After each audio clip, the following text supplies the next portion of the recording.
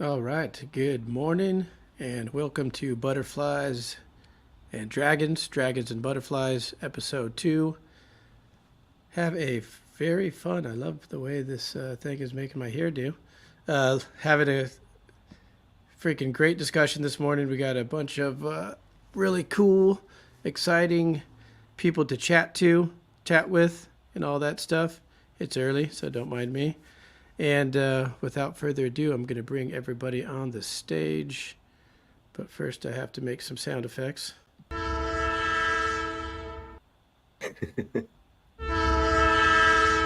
What? Oh, what? Nothing. Is there a freight train coming? Yep. Had to get my Yeah, we're a money's bunch worth of hobos. We're all going to jump on that son of a bitch and take it. Oh, what? Oh, love boy. Why is it doing it again? Oh, it's on Chicken, repeat. chicken, Nice. chicken. We'll put a stop to that. He's like, we didn't leave the station the first time. We're going to leave again. Coming back around for you, don't worry. Well, good morning, everybody. Good morning. Morning. America. Good morning to the Netherlands. How we doing? I have to say it before. Hello, Santiago. Santiago, welcome. I can't say it any other Sorry, way. man. Hey, Santiago. Nice to meet you. Santiago. Yeah, man. Yeah, Nice so to I meet thought you, we man. could kind of take a moment to just introduce ourselves to whoever may be watching and to each other, and maybe give a shout out to your show or anything else that you do that you might want to bring awareness to. And we'll go around. Maybe we'll start with Russ, since he's right in the middle with that amazing unk. He just wants to fly on the scene and just give a quick synapse of of whatever you feel like Yeah, sure. saying. I'm Russell. I run the Just Me Art Fan Show, where I teach people how to make art just like this. If it's in your mind, we can make it real. I teach people what I know with the video editing. I teach the art. I teach you how to put it on clothes and teach you that meme culture and that truth at light speed. It's that truth, all gas, no brakes. Thank you. And Cool Frog. Hi, I'm Russell, and I run the Just Me Art Fan. I'm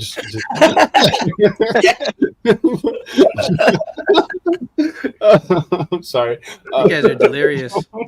I'm Cool Frog. Everybody, don't follow me. Follow all these other people. Stan. We'll make you follow. Following.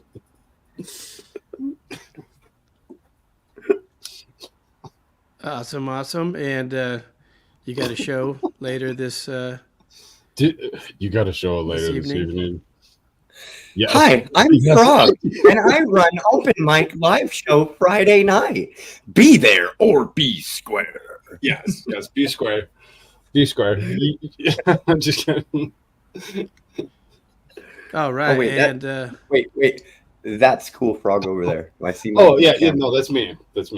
You can actually check me out every single night, 9 p.m. Mountain Standard Time. I run a news politics show usually. Fridays we do a breakdown, have some fun. And most of these guys you will see there probably tonight. For the most, we have some great fun on Friday nights and just have an awesome time. So yeah, don't miss it.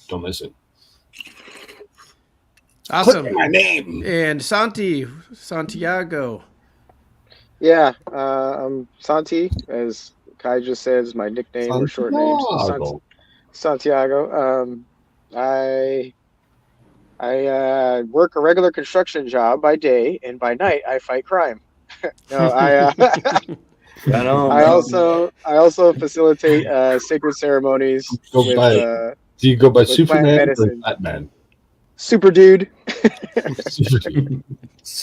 But say that. Yeah. You see the last part again? So I also facilitate sacred ceremonies with plant medicines like mushrooms, psilocybin. Also the toad, which is 5-MeO-DMT, as most people know it. But I also do toad ceremonies. You're gonna be my friend. You could follow. Yeah, Cool Frog. I already like the name. You could follow our organization at Light of the Great Spirit, no spaces, on Instagram. That's just Light of the Great Spirit. And that's me on my path, just doing the best I can. Are you on any other social media platforms at all? For the organization, it's just the Instagram right now. And then me personally, I'm on Instagram and Facebook as Santiago Mowgli Acosta. So you could. Do you have an X account by chance? I do. It's at Tweet Mowgli. So Mowgli is a alias that I used to use a lot more because I used to do like DJing, rap, producing music, stuff like that. So that was like 9 years. Also, you're gonna be my friend again. Mogli, Mowgli. Yeah, Mogli. Yep. So at Tweet Mowgli is my Twitter handle. But oh man, I wouldn't. That's just propaganda. Twitter is such a propaganda machine. I just repost propaganda. You should see what I do with Twitter. I'm so shadow banned, it's insane because I do a lot of stuff with Twitter. You say something about a platform like X, and then you sit there and say that you love Instagram so much. I mean, I don't do I have an Instagram, but I stay off of it because they are bootlickers to me. They censor the crap out of me. Instagram, Facebook, Meta, they're all the same. Yeah, they are. All of them. So we get our small successes and our little wins where we can. Right. And the Blunt Scotsman, give us at least a good 45 minutes. Alan Walker from Scotland, who now stays in the Netherlands. I'm not too sure who I am. I knew who I was, but what I know for sure at this point is that I am hopeful. Amen, brother. Oh man. Yeah, I like that. Scotsman is an artist. He's a brilliant mind. He is a brilliant contribution to our lovely conversations where we dive deep, and it's cool we connect. I know. Oh, you're too nice. You sound like my mum. Just like- and so Tells me every day Santi, how special I am. Also, can you do Manakoa's introduction, please? who's? Hi. Hi, I'm Manakoa. I'm amazing. I promote love, healing, and light. This is the way. Like it or Oh, leave that's it. so nice of you. Thank you. Thank you. I appreciate that. Like it or leave it. Yeah, you guys are the ones that didn't sleep, and I'm the one who feels like I'm still waking up. Yeah, Didn't I'll sleep. kick in. Don't Yeah, worry, I know none of you guys slept last night. I slept. I slept 3 hours. I actually slept 5. And Santi, so where he lives, it's so cool and so remote that he cannot stream from his house. Cool So and remote. Yeah, had that's to- why I'm in my car. yeah, he had to drive to get in contact Signal. with these fellow Earthlings. I On the have to top of ask the you. mountain. On the top of the mountain. I noticed you have a regular That's coffee him right cup. there. Do you have a coffee pot plugged into your car? No, I brought this from my house. This We is drink a from lot my of home. coffee around here. Point your camera to the fire roaring on the side of your car. No, I just drove where I could get cell phone signal. That way I could stream this. So it was just a little 7-minute drive. So I just Right on. threw on a coat, grabbed my cup of coffee that I already had, and Joe joined and you go. guys. Yeah. Are Yeah, you shall we go? guys all in different time zones? No, 3 of us are on one time zone. So me, Russ, and Santi are all on the same time zone. Right Okay. on. I don't. Yeah, Yeah, so so our it's about 10. our morning 10 is o'clock. the Scotsman's evening. But yeah, that's what I was going to say. It's like I'm sort of like in the future. So what do you want to know about the day? Yes. Yes, exactly. Well, at least the world didn't end, so I can tell you because I have just lived through it today. So what do you need to know? Can you just tell us all the propaganda for the day so that we can The digest propaganda today is the exact same as yesterday. it was yesterday, just a different tone of green. Same shit, bigger pile. does it have to be green and shit at the same time? That's just in case you guys get out of hand. I set this up. I have a feeling that will be necessary. You know So- us too well. So let's see where the conversation goes. I am going to play a. Oh, it just went to shit, but whatever. Yeah. Let's see where We're it gonna goes. play. We're gonna play a short. Okay, here we go. You got it. You know what? You brought this upon yourself.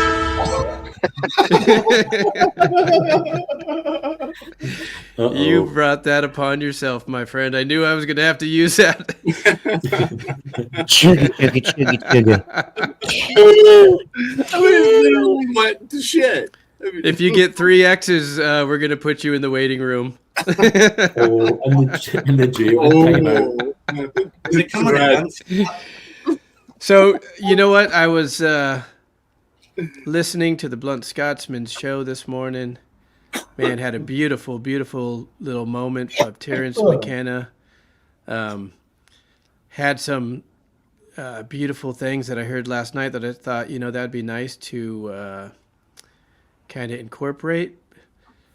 And you know what? I had something already waiting for me, and I think it embodies the message of this show quite well. And so I'm going to play that and kind of get the conversation rolling. No video, just a sounds, just a voice. Here we go. Let me read to you two poems. This first one is by a Buddhist monk named Thich Nhat Hanh. Very beautiful monk. I won't read the whole thing. I am a frog swimming happily in the clear water of a pond. Oh, son of a I am also the grass snake who, approaching in silence, feeds itself on the frog. I am the child in Uganda, all skin and bones, my legs as thin as bamboo sticks. I am also the merchant of arms, selling deadly weapons to Uganda. I am the 12-year-old girl, refugee on a small boat, who throws herself into the ocean after being raped by a sea pirate. I am also the pirate, my heart not yet capable of seeing and loving. My joy is like spring, so warm it makes flowers bloom in all walks of life. My pain is like a river of tears, so full it fills up all the 4 oceans.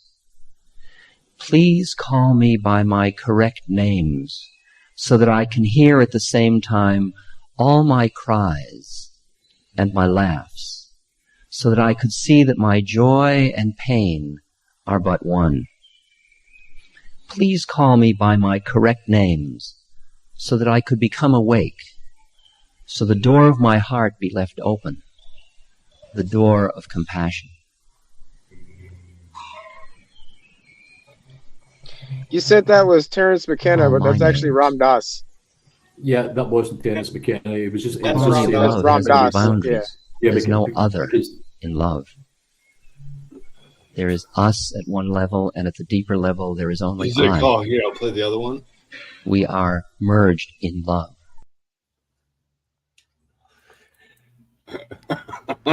Yeah. And, No, I've heard that one. That's a great one by Ram Yeah. Dass. I was saying that I was listening to Terrence McKenna on the Blunt Scotsman.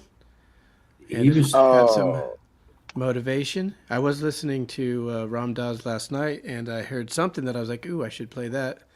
And then when I went to dig into my honeypot of clips that I already had, that one was in there. And I go, that has dragons and butterflies written all over it. What'd you say there, Blunt Scotsman? I was just going to say that we fall into the infinity of each other and this planet's vibrational emotions. Yep. You know, there's very many similar things that happen every single day, but this People one don't was understand just how beautifully what was just described there. You know, from every single imaginary scene of horror and wonder. You know, and that's where you were pointing out the other day. Is it maybe a good thing that we keep shining a light on these dark, esoteric shadows that seem to have a grip of this planet? Yep. And yeah, I know, but I know we answered this question like the other day, like yes, but I was away doing something, and I actually maybe wanted to also say, but maybe not for everybody. Because if people have got a core dynamic of a family and commitments first, it's very difficult for you to put all your heart and energy into something that is so deep-rooted and dramatic that it could actually affect your emotions with your own family. So look, through everybody's own individual points of awareness, yeah, we're all going to go through different points of realizations, and it's in that point that you obviously will need to accept your part in it all. And being aware is good enough. You know, everybody's sort of like screaming for everybody to wake up and everybody needs to get motivated. No, they don't. It's the people who really need to get motivated, need to get moving. That's where the action, the leaders are there.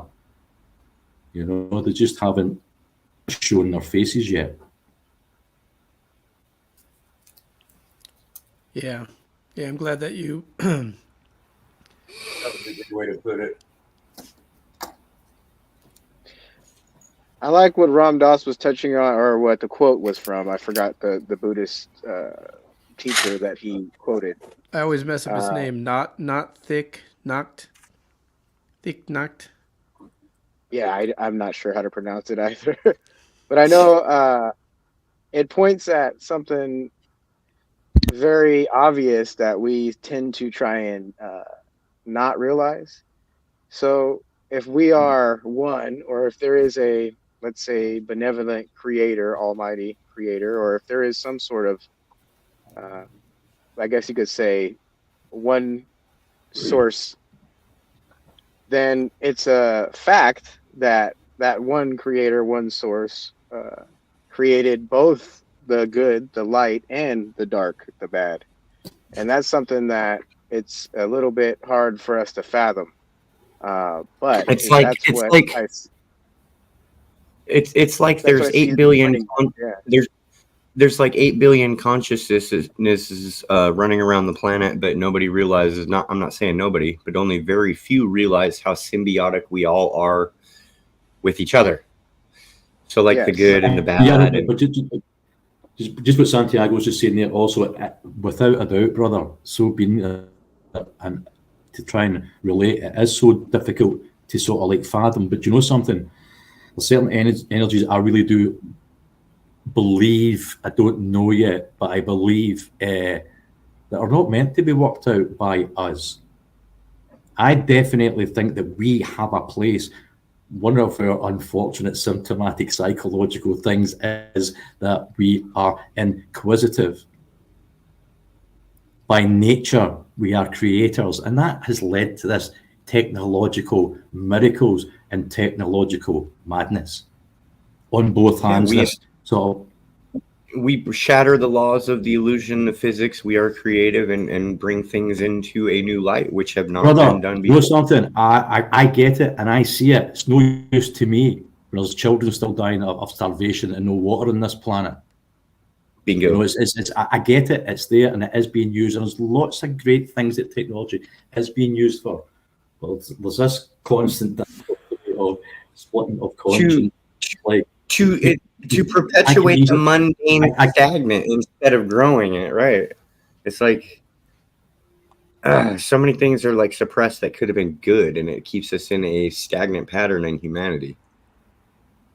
But and this is kind of what I think my perspective is, pointing at the bad part about it too. So it is, I guess you can say, the destructive or the bad or the negative, the thing that is the war or whatever that is that's killing and murdering or taking away or destroying. The cancer of the earth. That is as weird as it sounds, what he's saying. That is the same as you, right? Whatever that means. And I take it as, you know, if we understand it instead of demonizing it or trying not to focus on it in a way, or I guess what I'm saying is find a new perspective where that is us and we are that. Then we could come at it with unconditional love, as a father will come to their child. And when their child does something destructive, bad, evil, the child is tearing apart the house. What the unconditional love of the parent does is it gives that room for growth, and it says, okay, this is not the right thing to do, and I'm going to still love you, and I'm also going to show you how we're going to build this back and grow from this and become better and righteous and almighty. That new seeded perception is exactly what's needed. Mm-hmm. But when there's such lack of connection to original purpose in the first place, we find it very difficult to see if there is any new perception, because there's been no effective change over hundreds of years. Yeah, it's being sorry. So this is where we can definitely highlight what Santiago has just said. That is a main problem itself. Not that there's a new perspective needed. It's that the newest perspectives that's been going generational have never created any effective change, because there's been no direct connection to purpose. It's a big thing. You know? And to my point, what it takes is more of the positive and light people or loving and good people to take action.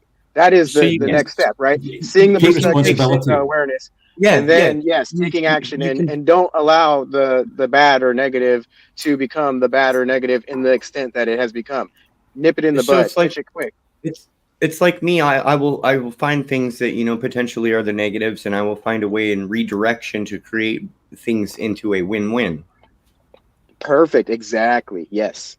Yep. That is exactly the message that I'm getting from Ram Dass's quote of the Buddhist monk.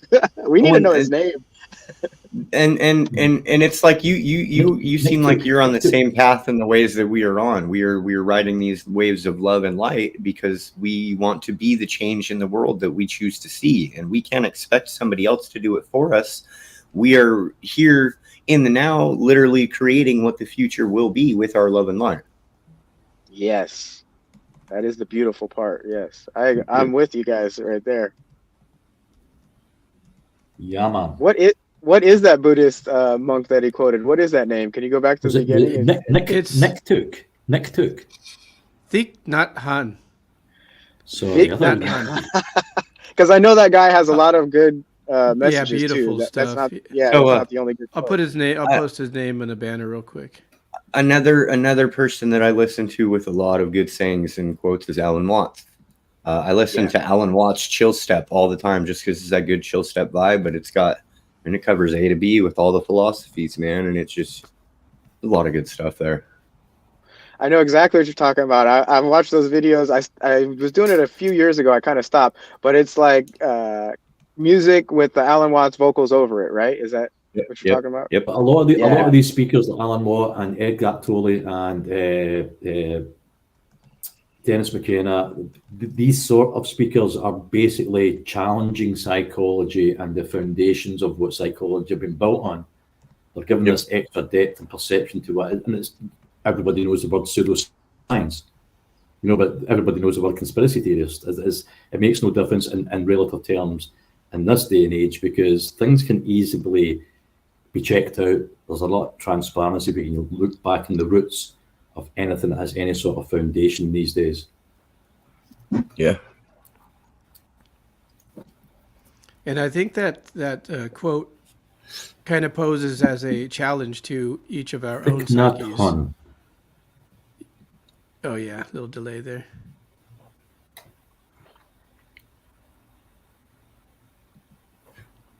Got thick in that ham, boy. Give the man his place, man. Yeah, but what I was saying was that quote also challenges the listener's psyche to go into the dark realms, to go into those dark spaces that are uncomfortable, and that we would much rather say that's somebody else who is dark, that's someone else who has anger issues or other values that we wish we didn't have to apply to ourselves. But it's very difficult though throughout that whole poem that was read, with different people with different psyches and perceptions at certain things that were said, they would stop listening, they would stop connecting because of their perception of what they've just heard. Not that line, not that like, but when he said that was like, oh, whoa. So it's very difficult for this breakthrough thing when everybody is already so guarded with so much. It doesn't fit in their comfort zone. Then a lot of people have to learn how to that comfort. Oh my goodness me, man! I don't know what word is in certain things. Comfort zone.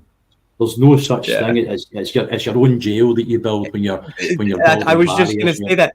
It's a prison cell for yourself, bro. It's like, I'm comfortable, dude. I don't want to learn nothing, but bro, you just built your own prison. I'm sorry, right? So my question to that is, what's the best way to reach those people, or what's the best way to try and love and light? I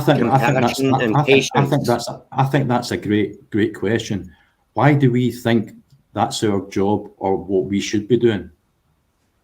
Do you not think, brother? Another great question. Do you not think, brother, for you to absolutely 100% know that you've connected to core energy, that you will radiate that and you don't need to reach out by your actions and by your vibrations? It would be an absolutely unbelievable. Your family and friends will. Have you seen him?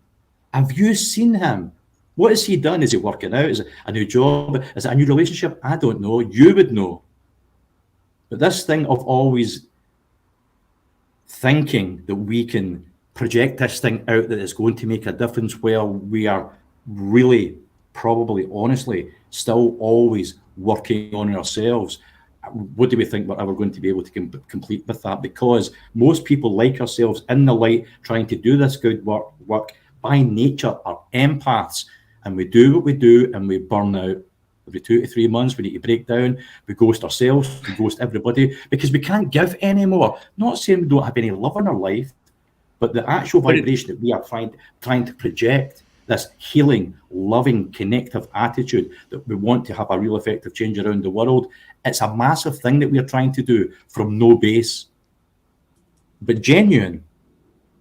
So it's really about, I think, soul working inside, connecting all these hereditary spiritualized DNA dots first, and then Well, it's like, what if it's like you know, the more we have love and light within inside of us, and we realize that it's like it's bursting at the seams. You have to direct it somewhere. You feel, you can't feel like you can't just sit and, yeah, you have to be like, let it out, or I'm going to explode inside. You know, with all of this, I have to let it out. I have to give it somewhere. So it's finding the most productive, positive outlets and places to be a positive win-win. It's like, if somebody's having a bad day, I'll try and be compassionate, love, light, very patient. We was on Frog Show one time. I think it's really so difficult to discuss these sort of things because they're so generalized in topic, very, very subjective at points. And we are so alike, but unbelievably individual. I love that. Yeah. You know, if we could all, every single one of us, have a true connection to source, but a different idea of God or our spiritual connection to that source. I love that. That's it's what so it is. Beautiful. Yeah, it is literally just that. But by dynamics and by social sort of like pressure, or whatever you want to call it, behavior, sort of like control over the last few decades, we automatically perceive, and it's not our perceptions a lot of the time, there are a lot of politically loaded, socially loaded perceptions that we just inherit because we're quite lazy. It's a tainted system. So the question I posed was, how do we reach those people? And the answer that I got from that, or the response, sounded like, focus on yourself and change yourself, and that will radiate, and that will end up, people can see through example.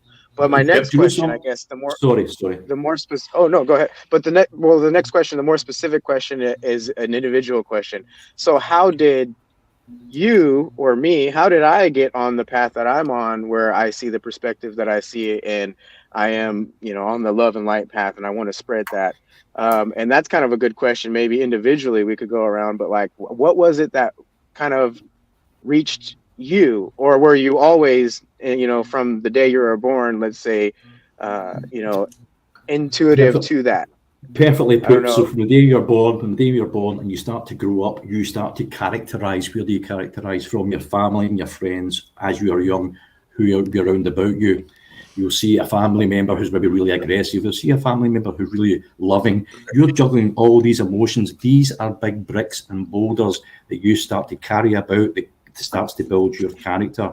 As you grow older and start to assimilate what all these emotions and feelings are supposed to be, that's you start to build your own individual path. And one by one, you take out the anger brick, you place it in front of you.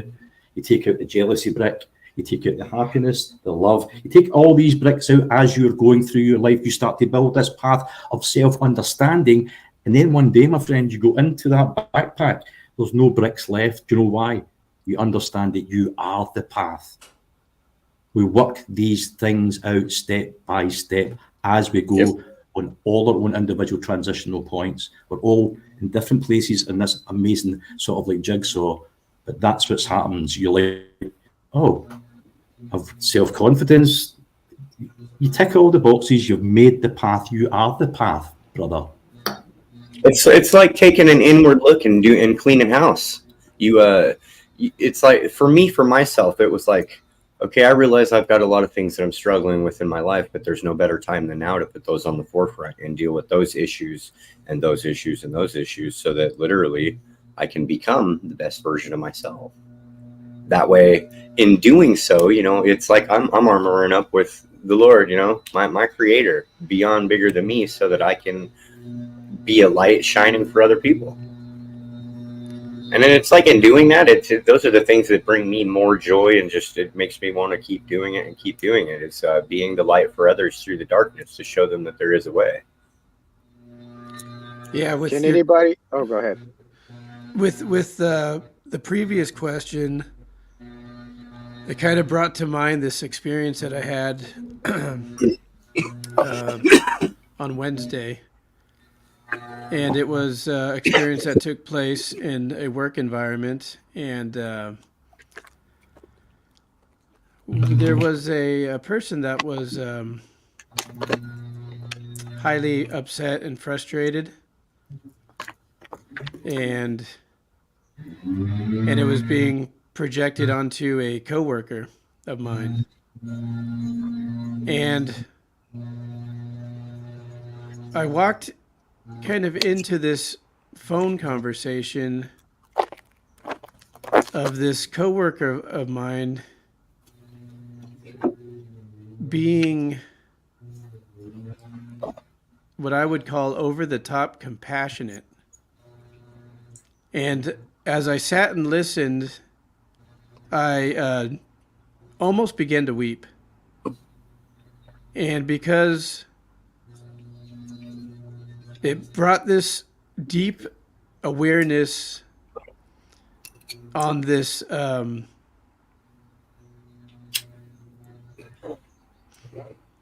this ego entity within that first is angry, that first is defensive,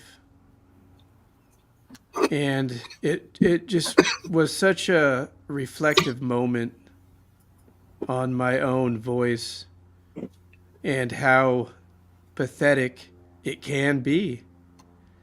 And I think answering your question, how do we, and it goes back to it always goes back to the root, when you ask that question, how do we bring something good into someone else's life? And that's bringing our best self forward. And that is for other people, they have things that come natural, like the Blunt Scotsman was saying. What we have collected thus far is going to have a strong, it's going to project. And it's these little moments where we have the opportunity to mature in some way. And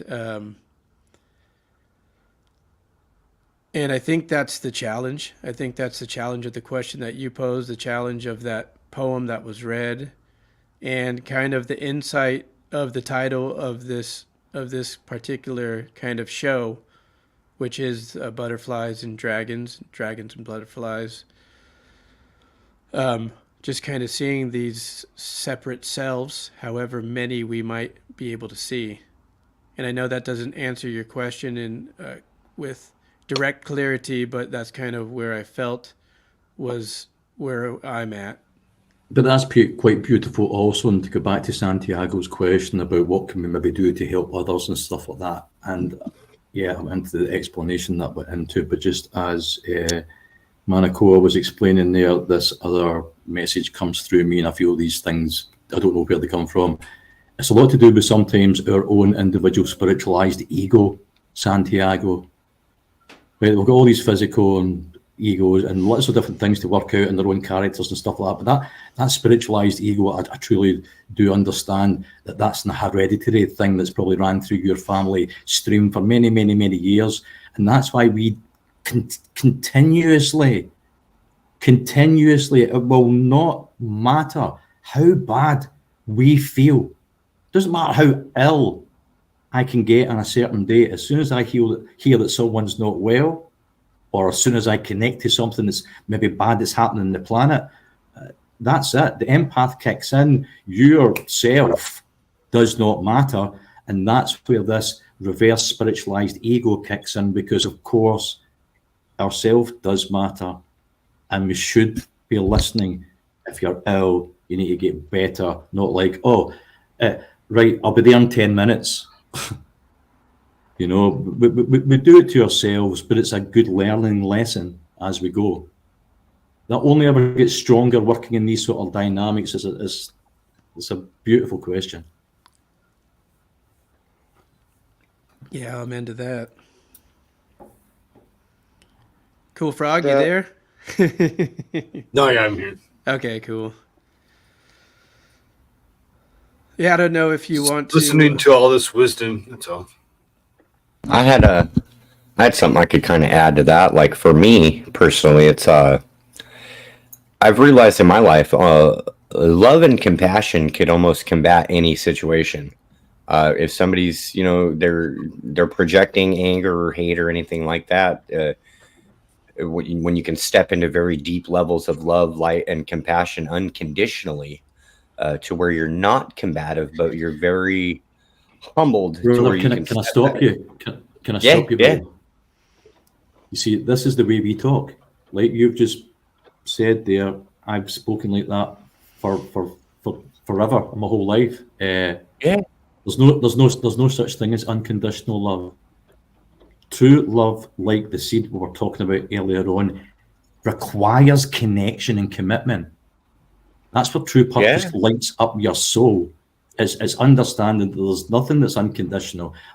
Freedom, being free, unconditional, do not exist. Action. An ideological escape hatch for the conscience that's been given to the peasants. Or we can still get freedom. Or do you know what? We can even work till we're 65. Then we can be free. So even on that basic line of psychology and the way that things are worked out, it's not there. There's a commitment that's always required. There's nothing unconditional. There's nothing free, ever, of anything. Well, it's the same reason why we would do it till our wits end and to the point of burnout. Because you're right, it's not free. It's at the point of that's the thing as well. That's the thing as well. It's in the terminology. It's in the terminology. Psychology. You can read it in every single health report. Burnout. No, it's not. It's breakthrough.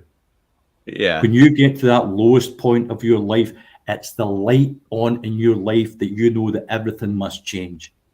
Yep. You know, the people that get to that point, it's not a burnout, it's a breakthrough. You realize something about your own existence for once in your life. It's like opening a new door and ready to take in the next step.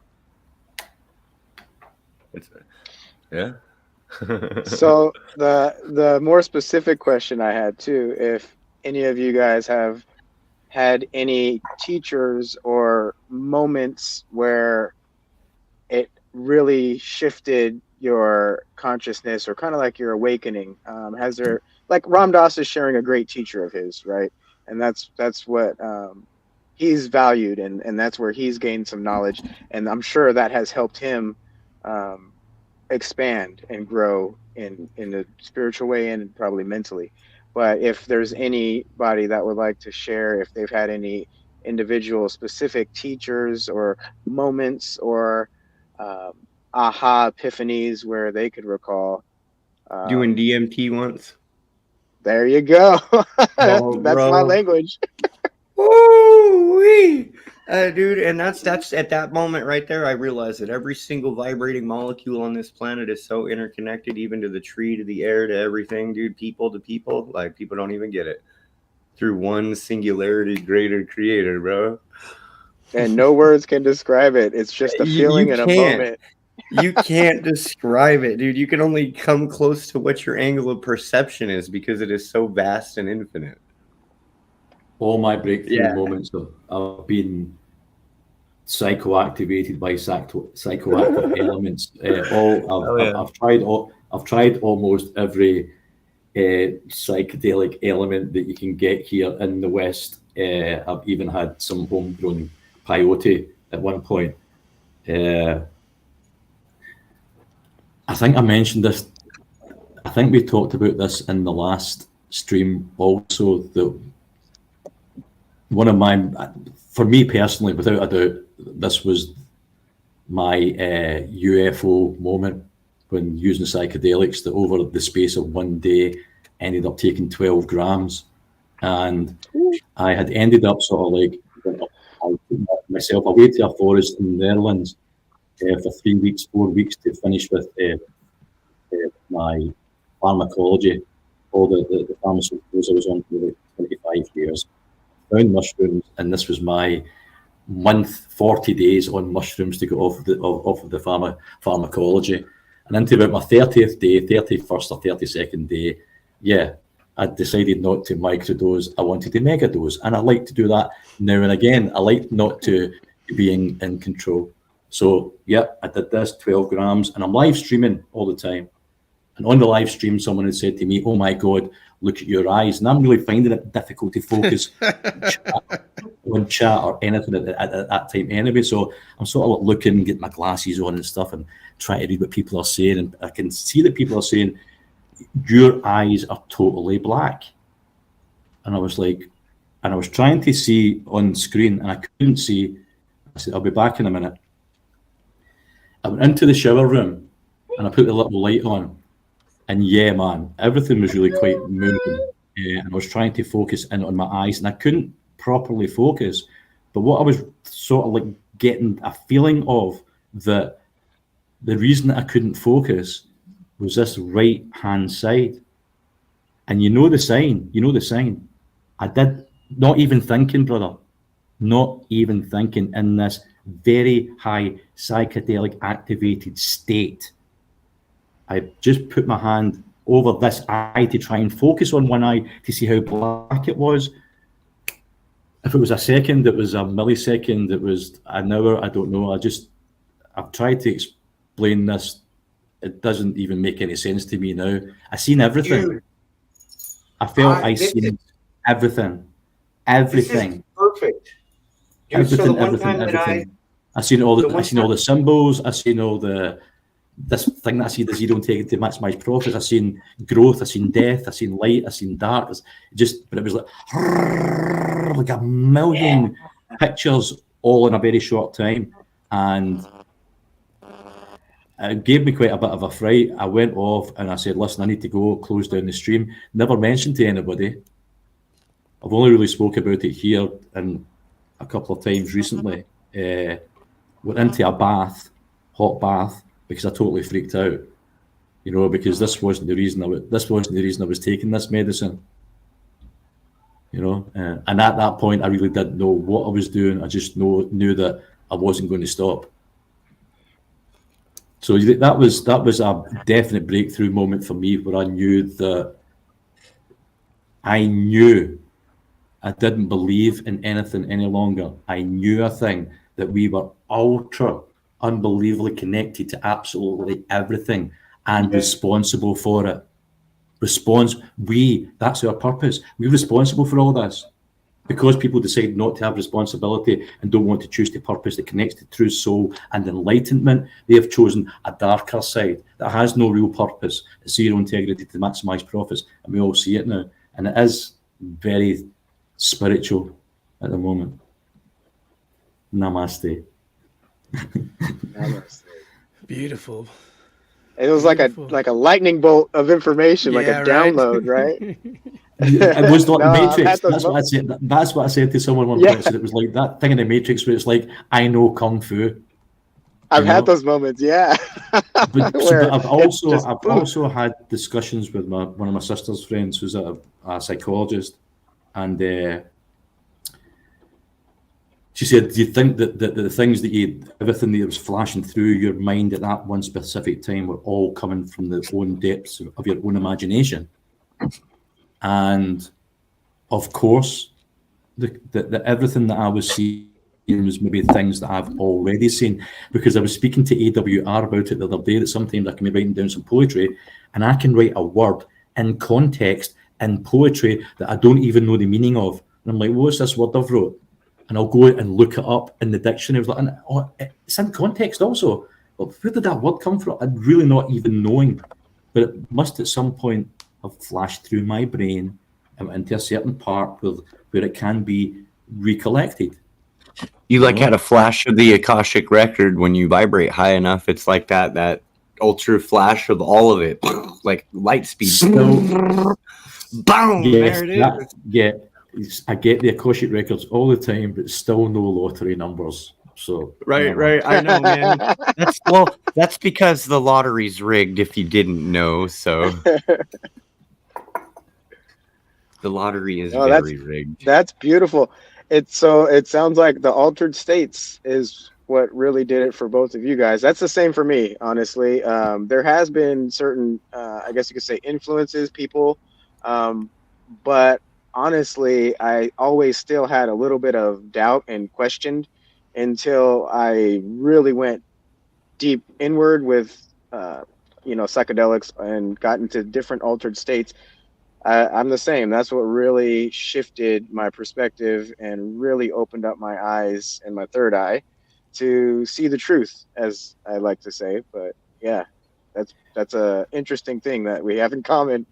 What about Cool Frog? Would you say you can define or specify an individual that really helped wake you up, or maybe a moment or some sort of point in your path that really did spark that change and that shift?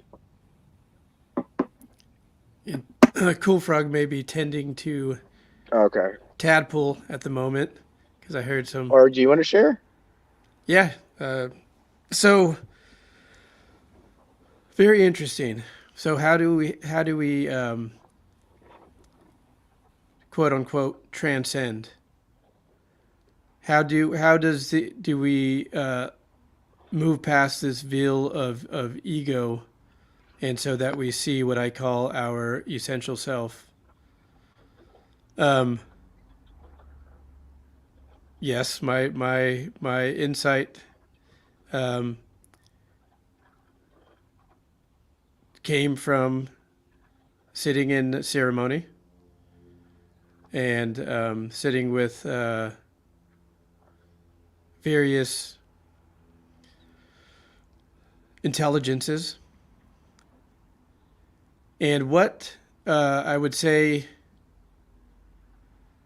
and things did go from I have a hunch to now I know something, as the Blunt Scotsman pointed out.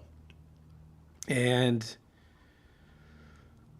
what seemed to take place was, and it's a very strange thing, and I could only say it the best I can, is having this awareness that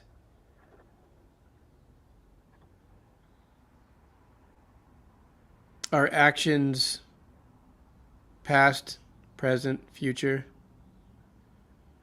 are inconsequential in the framework of the divine. And this is a very difficult thing to attempt to explain. And so maybe will not try to explain it fully unless somebody wants to probe. But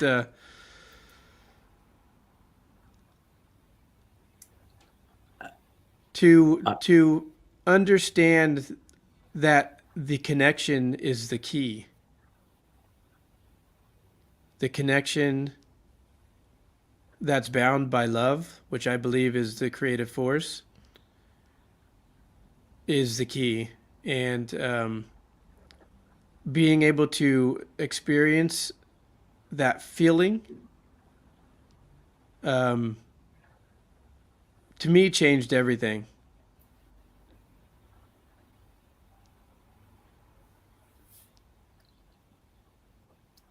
Go ahead. Inconsequential.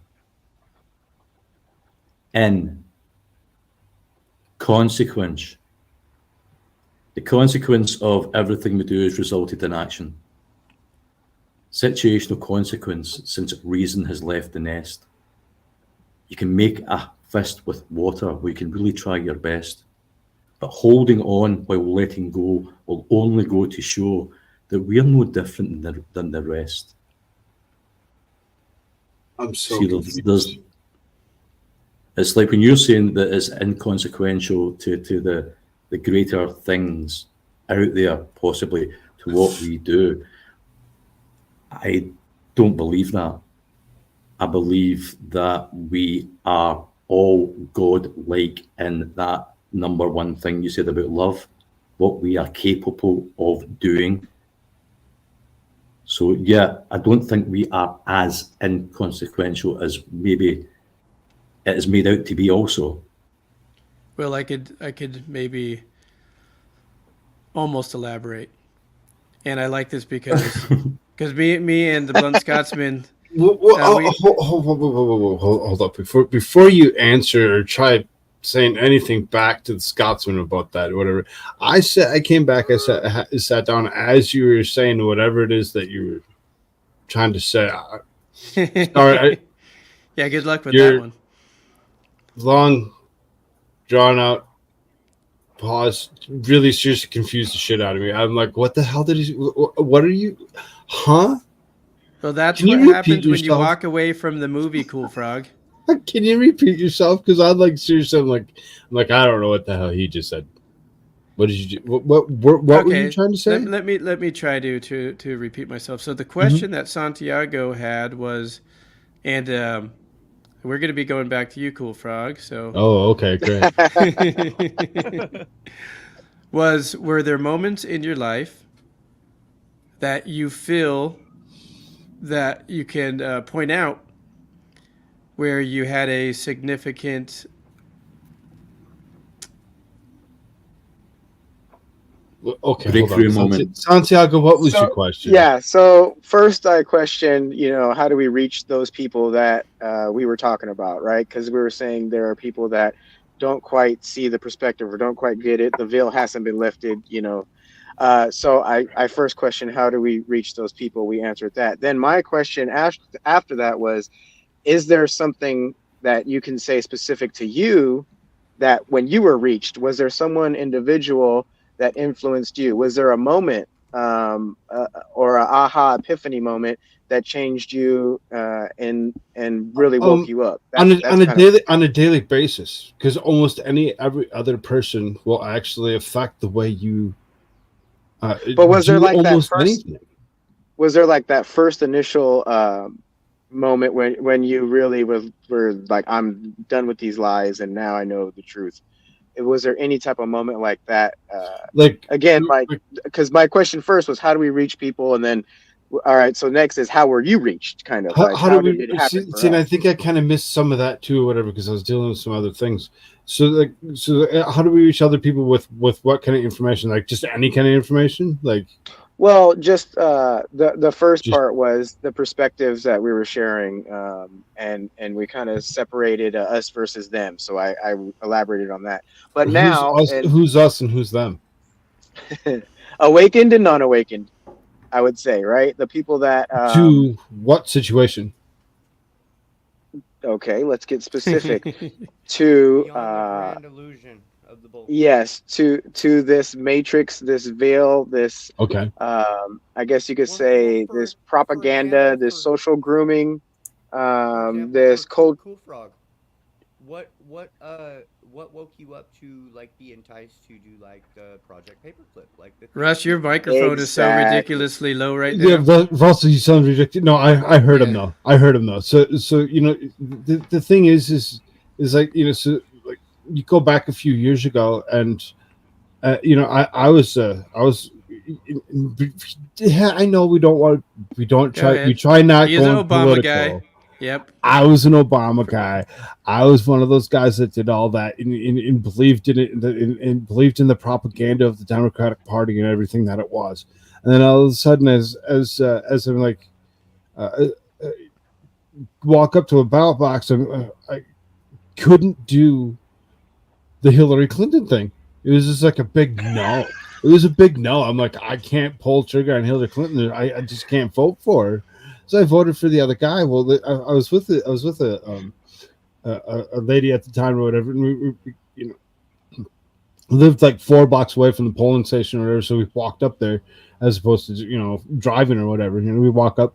So we get out of there. We go walk back and we had the conversation on the way back to the house. And kind of said, she says, "So who'd you vote for?" And I'm like, Donald Trump. And she's like, "Why?" I'm like, "Because Hillary Clinton sucks." I'm like, "I just can't do it." Whatever, blah blah blah. and I just went off. I went off on it or whatever. And she's like, "It doesn't make any sense. How can you just be? She's huge, like whatever. Not even a couple years ago talking about Obama this, Obama that. I'm like, yeah, but then look at what he did in 2014 here, whatever. You know, with all this Black Lives Matter stuff and all this other cages and that he's built on the border, all this other blah blah blah. I'm like, I just can't handle it. These guys are being ridiculous. And she's just. I think we need to actually understand where we're actually going with this, and we actually, went home and grabbed a history book and started looking at it, and we're like, look at this, and like, Democrats are the party of the KKK, Democrats are the party of this, Democrats this, Democrats that. Democrats are always the ones that are. And when Hey, but he's not wrong. He's telling the truth. I'm not. He knows. I'm like, this is messed up. So there's then one I'm rule for the show. I'm like, no, hold on. So then I'm like, okay, so I'm working at this place or whatever, and one of my good friends had actually passed or whatever, and we go to funeral, we doing this, that, and the other, and either way. Within a week of that occurring or whatever, you could tell things were just kind of like changing or whatever, because she just like she was upset that I went and I voted for Donald Trump or whatever, so she just kind of, and I'm like, really seriously, it was that noticeable, and I'm like, it's kind of weird, so all of a sudden this young lady can walk into my store, said working liquor store, she can walk into my store or whatever, and bought a couple things or whatever, kind of talk to her a little bit, and all of a sudden she come back the next day or whatever to grab something or whatever, and I'm like, not really drinking all this by yourself, are you? And she's like, no. She's like, I'm getting it for this other person or whatever. I'm like, oh, okay. So I was gonna say, you don't look like you're big enough to actually drink all that. And she's, well, thank you, whatever. Well, all of a sudden the next day she come back in and she hands me a bag and it's got an apple and a sandwich in it or whatever. I'm like, thank you. She's like, you look like you were hungry. I'm like, oh, all right. You kind of hit it off or whatever. A week later, we get married. Wow. A week later? Week later, we get married. It's like you just kind of understand things and realize things. Well, then all of a sudden it was, wow. And I'm talking to her about all this, stuff going on with politics and all this or whatever. And she's like, maybe you should write a blog or something. And I'm like, maybe I should do something. And then I started talking to other people on the internet, and it exploded to the point where I had a guy say, hey, maybe we should go talk about news on the whatever on YouTube. And here I am, a couple years later, a couple hundred episodes of almost anything and everything you could possibly think of, from news, politics, to reading things like Operation Paperclip, to doing Bible verses on Sunday, to whatever. It's just so many different things that when you to think about one thing that I did and couldn't do turned me into doing all these other things and making myself out into being this person on the internet. I don't like to call myself an influencer because I don't believe that I'm influencing anybody, but also probably tell you different. Well, here you are on Dragons and Butterflies. What a turn of events you have taken, my friend. I like your answer because it was different from all our other answers, all three or all four of us. So we're all talking all this spiritual. Oh my God! Well, now that I was thoroughly derailed, let me just politics on a Friday. Yeah. Let me give you a short answer. Is the blunt Scotsman still around? Because I like to argue with the blunt Scotsman. He makes too much sense sometimes. He makes too much sense, so it's easy to argue with him. No, I haven't argued. I've never. It's not easy. But so what I was saying again, because words get minced, words get misinterpreted. So what I was trying to say was that those bag of bricks that you're carrying, those are not yours. That is not you. That's what I mean by, that's what I meant by it's inconsequential. Yeah, because that's back to Santiago's point. We're talking about when you're growing up, when you're young. That's not us. We take on characterizations before we know it. We are this thing that's not us. It's at that point there's a lot of backtracking, or we accept this. We end up just being like Uncle John. Oh, he's just like Uncle John, you know. That was the understanding that took place. Was we are not that. What we. So I agree with you. Accumulations of things. Well, I'll find a way to turn it around into. But I wanted to point out that Cool Frog, he had a different, I guess you could say, awakening. And I really have, when it comes down to, you get a lot of people that will sit there and tell you like, oh, I had this religious awakening or whatever. I found this, I found God or whatever. And I'm like, I really kind of, though I wasn't like as into it as most would really be like, I don't do the whole, I go to a place on Sunday, whatever. I already had Bibles in my collection or whatever, sitting around, easily accessible. It wasn't something that I grabbed all the time, but it's not something that I'm really well versed in either. But when it came down to it, was people have different ways of actually. It's been jokingly brought to me, that most likely the book that was the thing that woke me up the most was the Constitution. That's a good one. But it sounds so. The Constitution is a good one. But it sounds like it was more of people that did reach you that actually helped and triggered that. So for us, we talked about every single day. It's like you look at even in the room that you see right here, whatever. It's just like, this is the first time I've ever met you, and I told you I'm going to have a problem. I'm going to call you Santiago because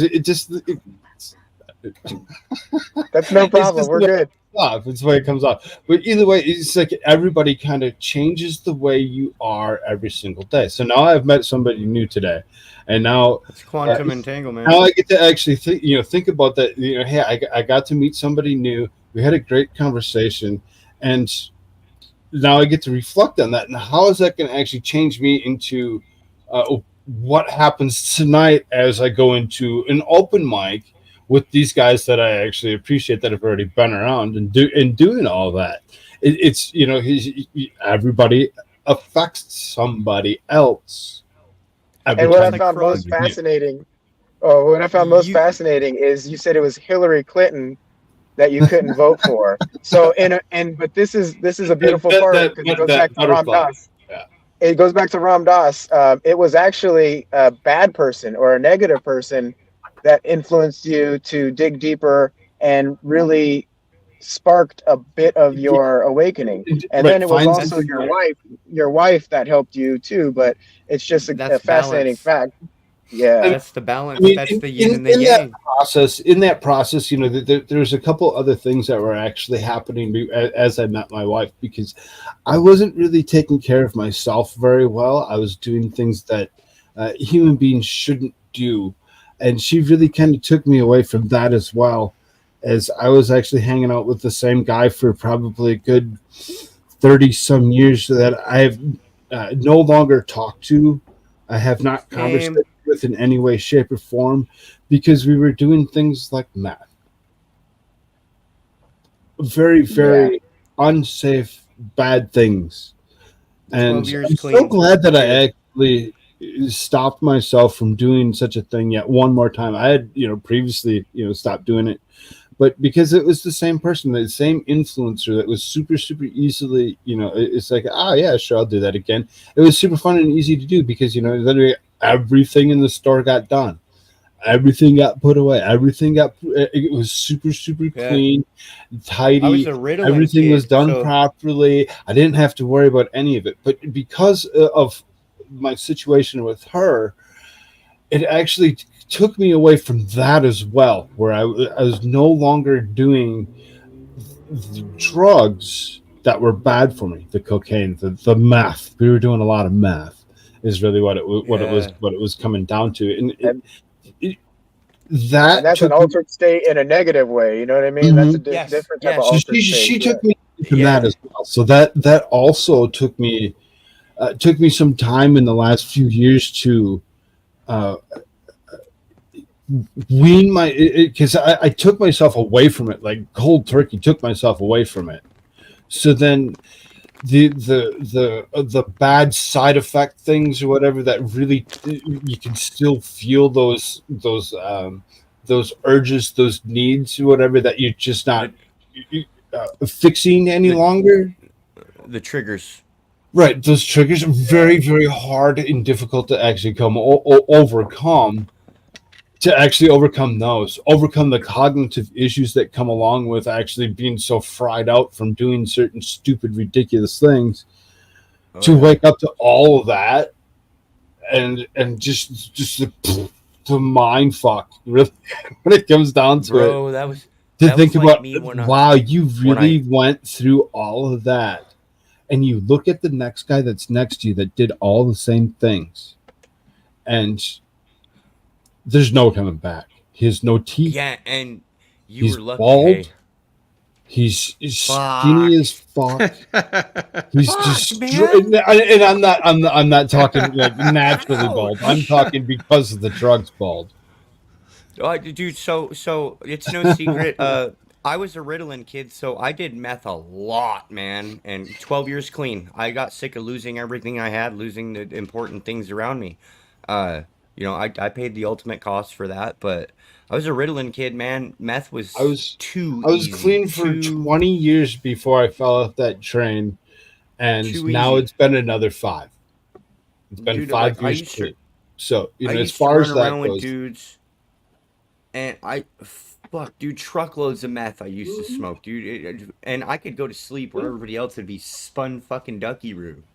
And I just but it's a fake sleep. Like I said, remember, I said the first time that I was clean for 20 years before I fell off that train, and actually now it's been another 5.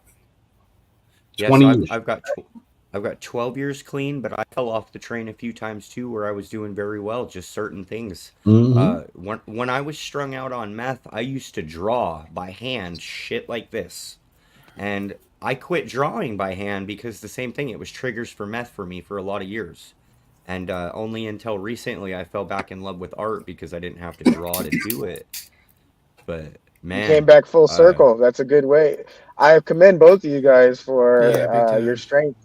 Yeah, for your strength and staying sober, because I know it's hard. I never had a meth addiction. My wife and this wonderful child, this tadpole that I have here. My kids definitely helped, dude. This wonderful child has changed my life dramatically.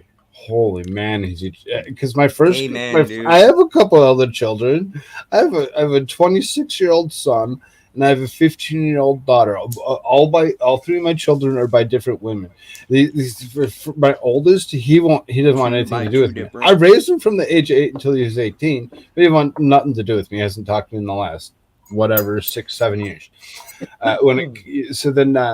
Like daughter or whatever, she still talks to me. She'll still talk to me. But when it comes down to it, I was the absent father that didn't give a shit, because I was doing meth, I was doing drugs, I didn't care. I didn't care about anybody. I didn't even care about myself.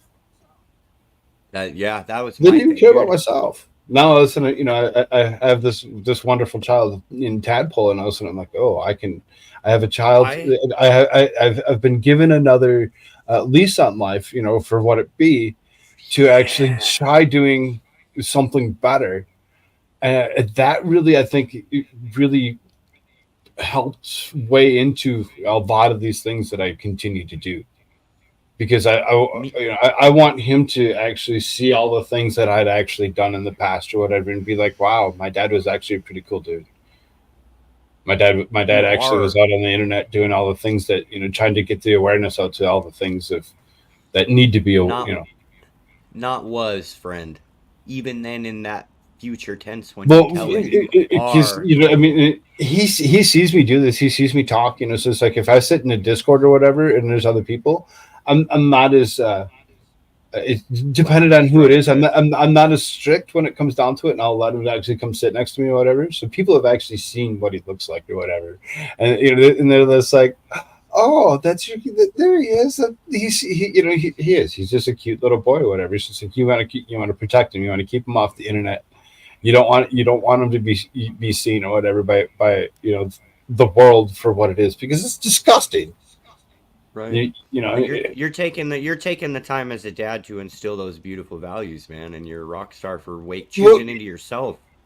I mean, I feel bad that I didn't do so for previous children or whatever. I didn't do the same. Like they're all treated slightly different. I hope my daughter doesn't actually feel that I've treated her improperly because I wasn't around for all the time. But I am grateful for all of my past and all of my bad choices, because if you didn't go through all the things that you went through, where would you be? Where would your knowledge base really be?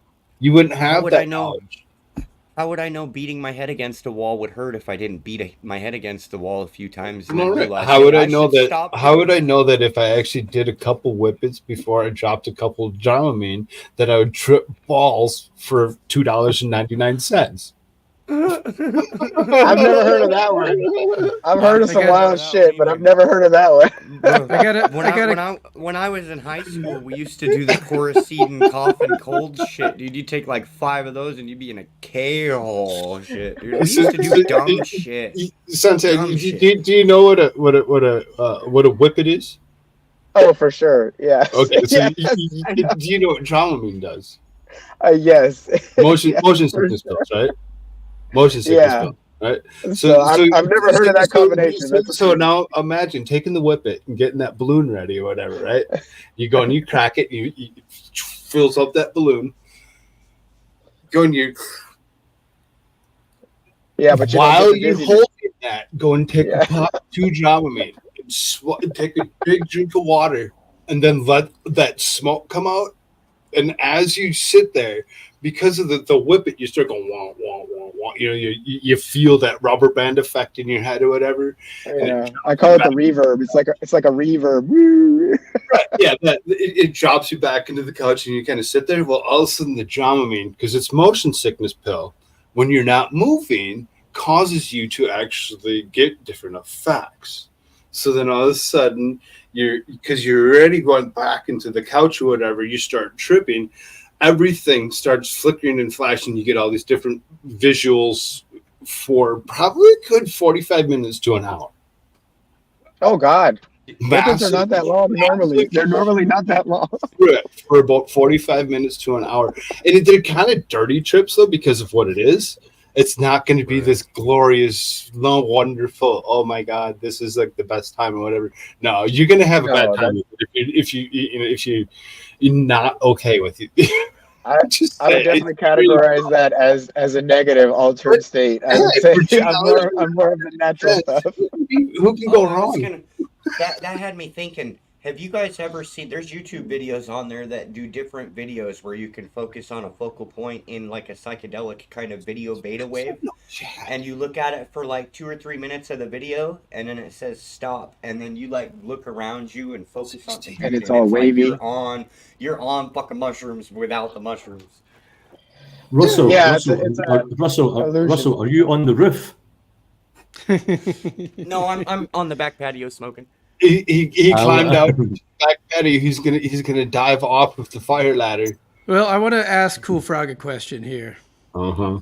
You said 22 years, and you fell off the wagon, so to speak. Yeah, 20 years, almost 20 years to the 20 day. years. Yeah, to the day.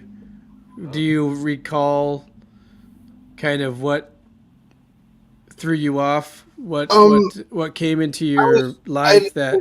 Actually gone through already being the manager of the Radio Shack, and the Radio Shack actually shuttering, and that was something really difficult for me, because that was what I made my life for 3 years, was just that was my life. Every day I woke up, I went to work, I opened the store, my employees would come in, I would close the store, and I would go home.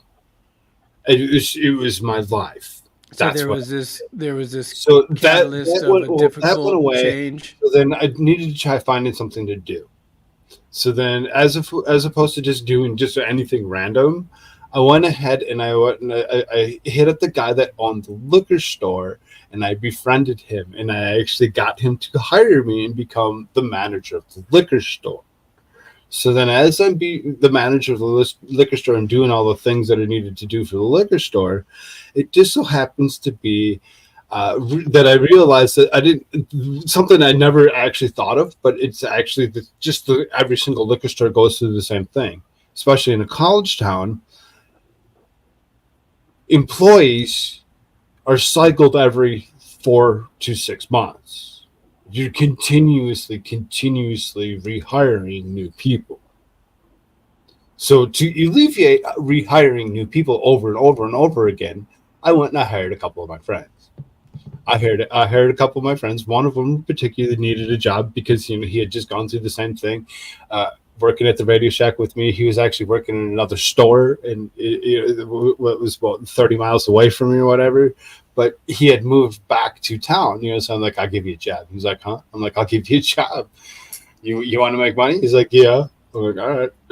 So I give him a job. Well, and all of a sudden he's like, here, and he throws something at me. I'm like, what's that? And he's like, just eat it. I'm like, eat it? I'm like, whatever, dude. And I did. I ate it, and it snowballed into, hey, you got another one of those? Every other day or whatever, or every day, or whatever. Yeah, It's just like, hiring friends does not always work out well. no, I know it's this super firsthand. easy, super easy to actually put your friend glasses on when you're actually sitting next to your friend and actually not see all the things that they've actually still been fucking up, messing up their life with, whatever. Right. So this is something that I've noticed with addictions, through my own experience, is it is really easy to get started. It is really easy, especially if you already have an addiction. It's really easy to get back into that cycle. The difficult part is, which you described already, is pulling yourself away, healing from that cycle that your body became dependent on, that your mind became dependent on. And luckily for you, you had an angel come into your life and help you to refocus in the form of love, kind of bringing us back to this. As you speak of angels and love or whatever, and And donuts. bringing you back into doing things that whatever, when it comes down to it, yes, my wife is the biggest angel of them all. She's the one that really actually took me away from all the things that I was doing and brought me into a world of betterness. And she's You found so a beautiful partner intelligent. that made you want to choose better for yourself. Well, she has, obvious issues of her own or whatever, because she's human, and so as far as that goes, it's easy for us to actually help each other for the most, and Yeah, and so here's a little I shout was out. going somewhere with that. And I forgot where I was going. I'm gonna Oh, play angels. a quick sound Hold on. bite. You said angels. So when it came down to angels, and people actually changing others, is the internet. The people that you meet in the world that will change your mind, and change your ideas, change your thoughts, just change you. Even if they have the same thoughts and ideas or whatever, just change you just by meeting you is amazing. There's so many people on the Quick internet that are so There cool. there's a lot of bad, but there are so many beautiful people that are just waiting to be connected and inspired. Not everybody's Inspired. super narcissistic, conceited.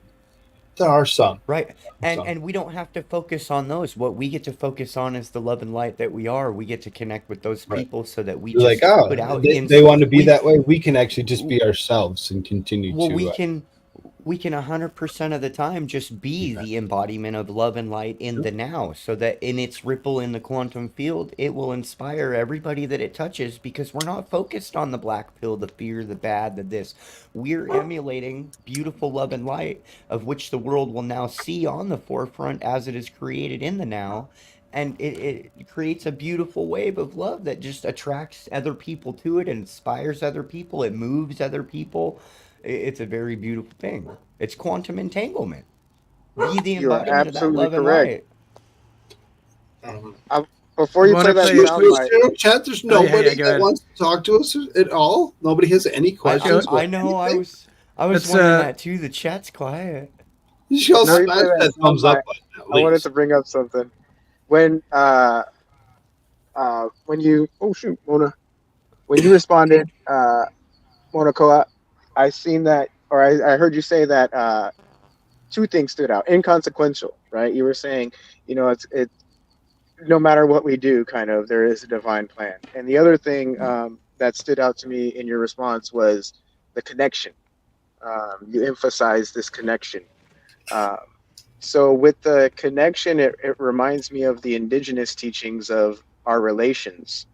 And there's a relation to everything. There's a relation to the earth, the water, the wind, the fire, a connection and a relation to the plants and the animals. And It's that's kind of symbiotic and flowing.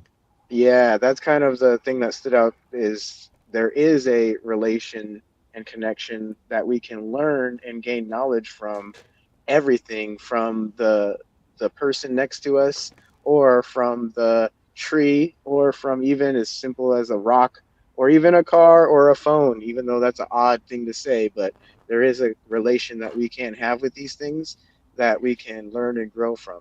But to the inconsequential part, the way that I've understood it is, it's not that it's inconsequential in my perspective. It's just there's a certain parameters or certain allowable space.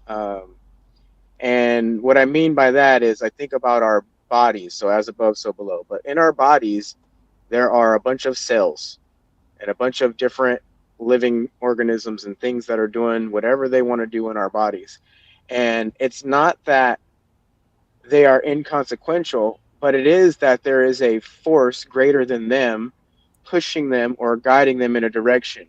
So our bodies is the force greater than the cell that is saying, hey, there is an issue. I have a cut. I need you to heal. And our body, the greater force, signals these cells and pushes these cells to go in this direction to heal our bodies. Now, the cells do have a little bit of conscious free will, and they can either do as our body's directing them, the bigger force is directing them, and go with the flow, or they can go against the flow, and actually the cells will start, I guess you could say, malfunctioning or doing things that are not so beneficial, and that's how you create disease or discomfort, inflammation, stuff like that.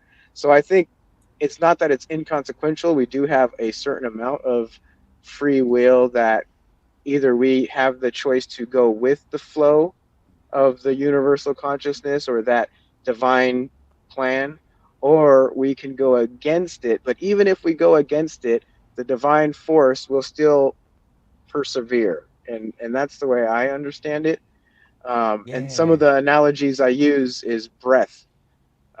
So the funny thing about breath is, do we choose to breathe, or do we breathe automatically? Is it something that happens without us even being conscious of?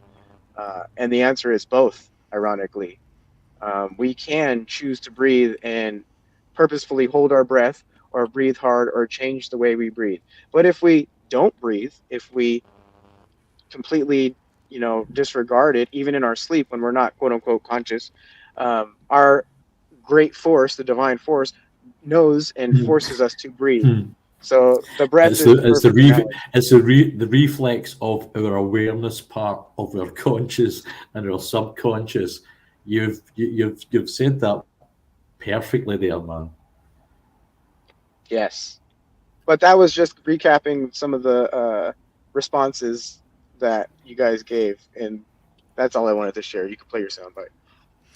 Well, the this connection thing, and again, like, depending on what you believe in is very interesting. And if a lot of these responses to your question about waking up seems to inform about this thing that happens, which is shedding false information or shedding false understanding. And I believe that in general, right, humanity in general carries a lot of false information and false understandings, and we sometimes have uncomfortable situations and memories. We sometimes have guilt. We sometimes lose faith in somebody. We sometimes judge. And this is really kind of these things. That's what I'm really meaning are meaningless. They're meaningless besides to pull us away from that flow, pull ourselves away from the flow. And something interesting, like thinking about the story of addiction and falling back to addiction and all these different things and these connections that are sparking and undulating throughout our lives, and they can take us like a flow of a river, one place, and the river splits off, and you could go this way, you could go that way, and so on and so on. You could be on the shore, you could be in the ocean, two very different experiences, and it just made me think of there was a question. So most of you guys probably heard of Gandhi. Some of you may or may not know much of his philosophy, but his particular belief system was not to kill and destroy, right? Not to kill things, not even animals or anything like that. And so another, I would say, sage asked him a question, because people want to know, if you're in a situation where you're, in a room with a cobra or something, and it was either kill or be killed, or even your loved one, kill or be killed, would you kill that cobra? And he said, no, I would not. And that answer will drive a lot of people's heads in turmoil. But the reason why his answer was what it was, based on the explanation, was because I'm not willing to sacrifice my belief foundation for outside events, because it will change from moment to moment in that case. I muted you for a second because you had some buzzing going again. Oh, yeah, I'll fix that. But while I'm fixing that, that might have helped. I was just thinking, how quick are people to stand behind with such conviction beliefs of which they don't understand as adopted values or beliefs? Very, very quickly. That is a Oftentimes big, born big into problem. it. Yeah. Yeah. Bro, like the Scotsman wouldn't be in the position that he's in right now had he not had his divine path that didn't allow him to lead into things that are not his now, what he knows, beliefs. It's a beautiful path that we've taken, but it's like it's kind of like that video I play. We are taking the hero's path, the path less traveled. I don't mind. And the hero's path in all textual forms is the inner path. It's the path of overcoming your own psychosis. It is overcoming your own psychosis. That is the hero's journey. It's shattering the illusion of having a prison because you constructed it with your own mind. It's shattering it. And then it's inspiring people to show them that it can be done. That's pure inspiration, man. That's a win-win across the board. That's like a blessing and a win-win at the same time. Yeah, but It's it's like a all strange. all the turmoil I've ever been through in my life has led up to this culmination of the knowledge, the love, the light that we have to share. It's a beautiful blessing that's in symbiotic balance with everything, no matter how good or bad. And it happens in every moment, every day, and every moment. You are absolutely correct. Yes. We continually throughout our own life into our life, looking for beliefs and connecting to beliefs, and we build up our own individual beliefs. No, don't follow that light. That's the wrong light. Follow the other one. Don't go We towards can't the really light. sort of connect with other. I can't help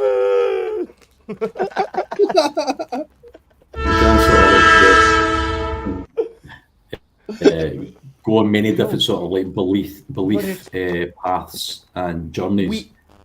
But eventually what actually happens is once you really truly investigate, as you say, if anybody's actually interested in what they do believe in and not just following a belief, and they start to understand that I've spoken about this before, there's an absolutely massive vacuum between belief and truly knowing, that sometimes people can't truly individually accept to themselves that they actually don't know, and this is where the leap of faith is required, because that gap, belief is not enough.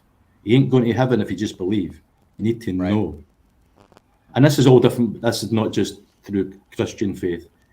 But yeah, Faith man, in belief the in knowing. universal, just faith in the universal law of the divine that which we so seek the knowledge of. You know, it's.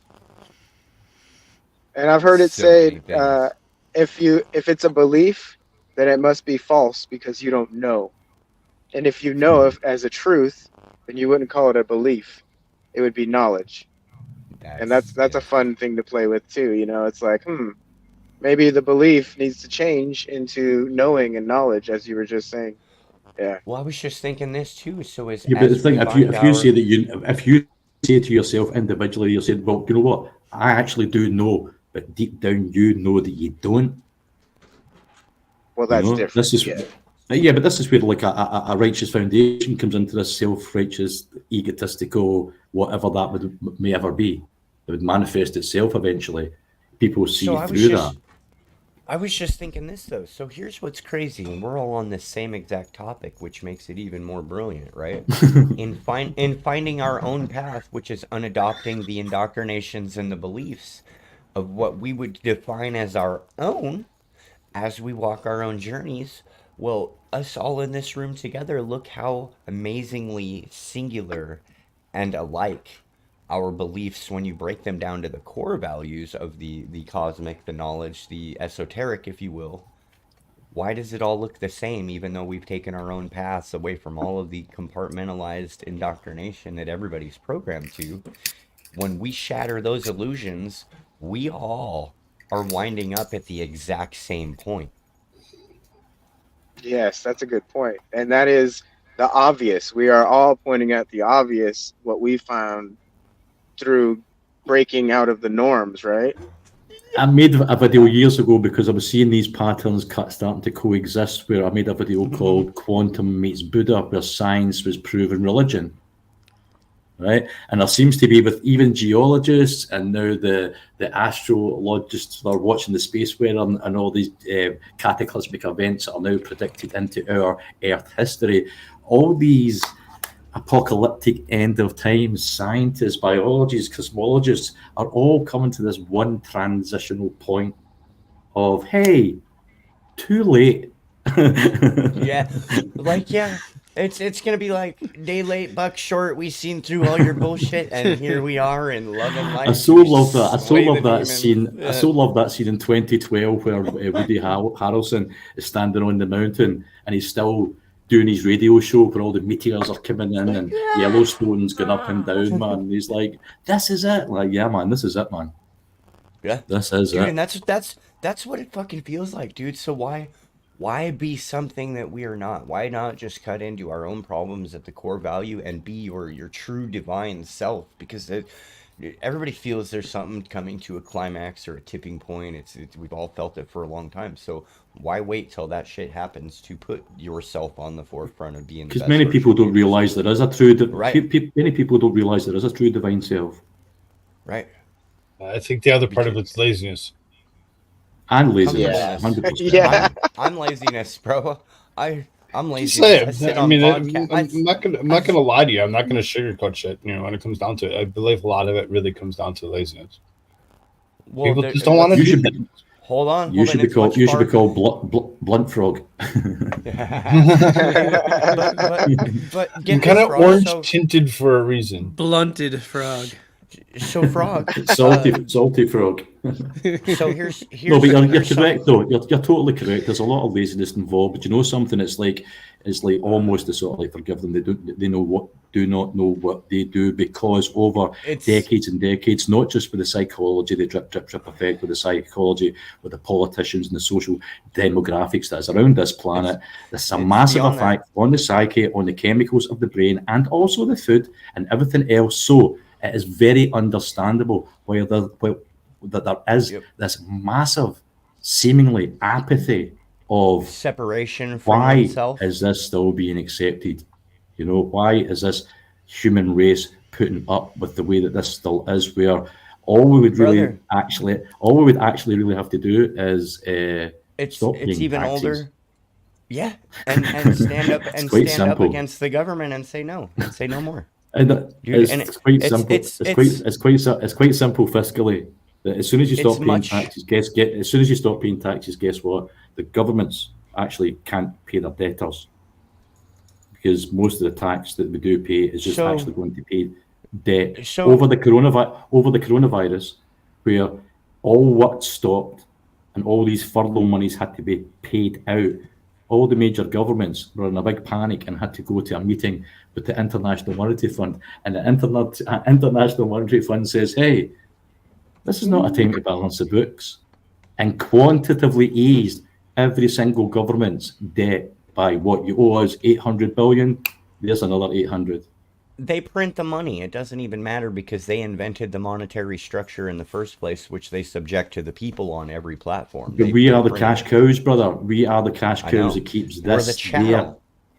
We are the cash cows that keep their machine turning. So it's when it comes down to what could we do, could we walk in a parliament or White House or get a political party or change stuff? It would be quite simple it's still much put tools down and just collectively not pay tax. But it's still beyond that, because the orchestrated indoctrination to the masses is very old, and like Frog's gonna cover on his show a whole list of the MK Ultra that's been done on us since the 1940s. You know, there's a lot of manipulation things that keep our auras and our vibrations dimmed down. So it's like even shining. Russ is gonna help me. I agree, but I agree with what you're saying, Russell. I think you're absolutely correct, because even if we, let's say, fix the problem and no one has to pay taxes, that's not going to wake people up, and they won't understand, and they'll fall back for another trap instantly. Well, but on the other side of the coin, they have to wake up. They have to wake up first before anyone understands. So that the reason why we wouldn't want to pay taxes is because we're actually paying to enslave ourselves and our community. Yes. That's where that money is going to. But first, someone would have to wake up there on a large scale. You know, David Icke kind of pointed this out more than a few times, quite eloquently, in my opinion. And it doesn't matter. It doesn't matter how how old this has been going on. It doesn't matter if it's since the beginning of time, if it happened, you know, when the first bank. It doesn't matter. That's since the pharaohs.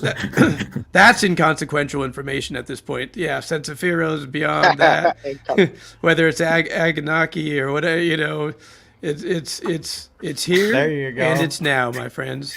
And this is our moment to become aware of the situation and use our power of consciousness, our power of heart, our divine spirit, to at the same time move towards something more beautiful.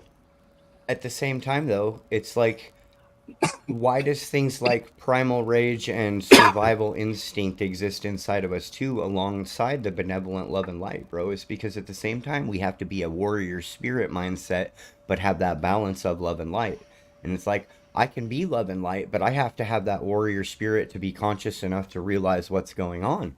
Brother, without a doubt, that's quite an accurate description of energies as that seems to be on the world playing field at the moment.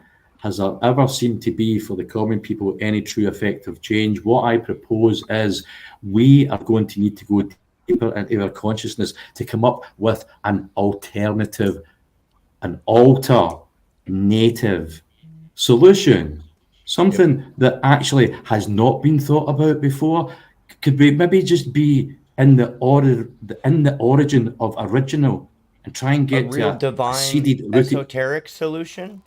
No, not even thinking outside the box, creating a new shape altogether. It's like away from the dynamics of Yeah. what we will maybe try to. Because even though I was throwing the tax thing, that would only be at a fiscal level Yeah, it's a to piece shake to the puzzle. to shake the corporation, to maybe start Right. to appease some sort of rules and regulations that at a minimal level would make it a little bit easier for us just to live.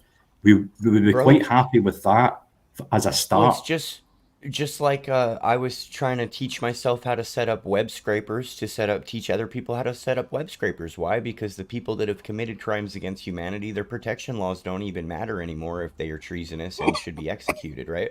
So teach everybody on the whole platform to set up a web scraper to crash those servers and get back our stolen data that was stolen illegally. Reverse engineer their fucked up system. And it's like but it's like that's the primal rage in me, but at the same time love and light, so I can take this information as I learn it and teach other people that may be smarter, maybe like, dude, inspiration. We as a collective could all pull this off in one single day and crash every freaking server of all the bad guys that stole all our bad shit, recover the information, recover the photos, recover the articles, and simultaneously their systems fall. But to agree with your point, the saying is, evil prevails when good men do nothing. So Yes. I agree with that. Those that can should. Yeah, exactly. Yes. Nothing is free. No. And do you know something? This is what. Do you know something? I need to. I know. You know I what need is to. free? What is free? What are you talking about? My need to- I love need- that I I need to have sort to of give is given freely. Dude, it bursts out from me, and from where it comes from would be a God source or an inner divine self, but it explodes freely. But it takes from me at Impossible. the same time. You're right, Impossible. because it you're right on a level though. Where does your action You're of both love come right. from? Where does your action of love come from? The energy source that allows me to stay awake X amount of hours per day before I just pass the F No, I'm out. talking about actually biologically, physically, and spiritually. It actually has to come from a certain part of your brain that is already generated by power. There's no freedom in that, brother. There's a symbiotic effect between you, your body, your breath, your oxygen, your blood. Everything all works together. It's all a commitment of purpose, connection. Nothing's free, my friend. Love is love. Yeah. Well, it's the energy it would There's no take free. to, There's no free love. It's the There's energy no unconditional love. bro. It's So the what is the energy currency? The It's energy? the energy at which you choose to vibrate your molecules and the effort that you have to give that to do so. What frequency are you going to resonate at today? And it still takes effort to do that. And it's not, you're right, it's 420. not, We resonate at 420. Well, I like the 420, idea that Lund Scotsman mentioned earlier was the commitment. So being committed to love. And it kind of goes back to what I was mentioning about having a foundation, and what are there things that can knock you off of that foundation easily? Or is your foundation built firmly and you understand what you need to be? Because whether we are the dragon or the butterfly, we're still the same thing. Whether we're doing the action of the butterfly or the action of the dragon, we're still the same thing. or shifting between the transitions and managing the balance and the symbiotic nature of them. Bro, it's like you being a dad. You know, and us being love and light, we still have to step back into like what is tangible and real and all of the things in the construct. But it's like when we step into the Akashic or the ethereal, we step into a whole nother realm of things where we're operating from. Yeah, what I'm saying is, when there are situations that are going to knock people off of balance, they're going to remove, if the foundation's not firm and the foundation's not strong, it's going to get the rug pulled under you by being emotionally attached to an outcome or a situation. Even in this, crazy criminal activity that people are waking up to, we still need to be firm in what we think is, I don't know how to describe it, so I'm going to within the direction of our moral compass of what we feel in our hearts is right. Thank you. That works. That works for me. It's at the ion level, that true connection to us, when the discernment, we know that something's right, we're talking about it with ourselves, that inside point, like you're talking about the foundations. You're talking about the foundations, the very important points of our own psyches, and physical, spiritual, but the foundation is, it's like the ion level is us. We are the foundation. Found at ion, it's within the foundation that we find ourselves. We search for things to build upon. We find out that it's us. Bro, everybody will spend, so many people will spend their whole lives looking for the answers when the answers literally dive into yourself and put yourself on that forefront. And everything, all of the answers we seek are within ourselves. And you vibrate, all those answers are in that Akashic. It's like the natural knowing, and it resonates so well. You could then. I think true empowerment is taking everything back that you've freely given away. Yeah. And prayers and hope and dreams and future, all that stuff, and get it right inside. And I think everybody can only really relate on an individual level. Bro, when I eventually went through that, when I eventually went through that transitional point and got to that place, the only thing that I was connected to 100% is the planet. Now this voice that I get, if it's a spirit guide, it's always because I'm taking psilocybin. The voice that I get, the thing that I'm being guided by constantly, is just the planet. The planet speaks to me now. I don't know how that is, but that's the way it is. Well, that's universal law. Like energy attracts like energy. And when you resonate at 425, the energy of the universe resonating within that Akashic record, the field, the quantum entanglement. Quantum is all of the molecules, how they interact with each other. The neurons, the light waves, the sound waves.